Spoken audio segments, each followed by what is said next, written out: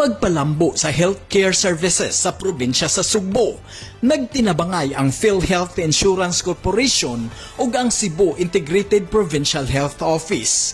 Gihangop sa Cebu Provincial Government ang bagong programa sa PhilHealth, ang Yakap Gamot, Guaranteed and Accessible Medications for Outpatient Treatment.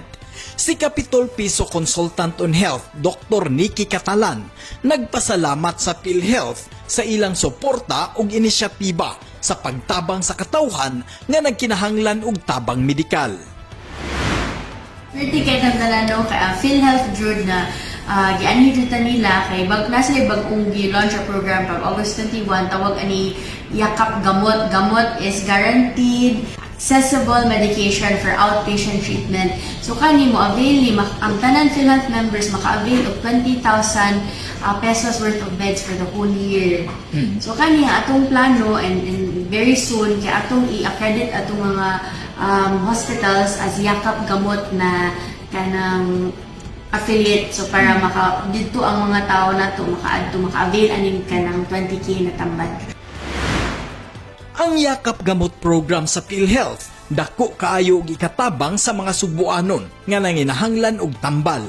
Pinaagi sa Yakap Gamot program ang 16 ka mga pampublikong tambalanan sa lalawigan sa Sugbo makahatag og libre nga tambal nga nagkantidad og 20,000 pesos alang sa outpatient treatment nga miyembro sa PhilHealth. We're here to to engage with Cebu Province for our new benefit packages, specifically sa outpatient, yung PhilHealth Gamot and cancer screening test.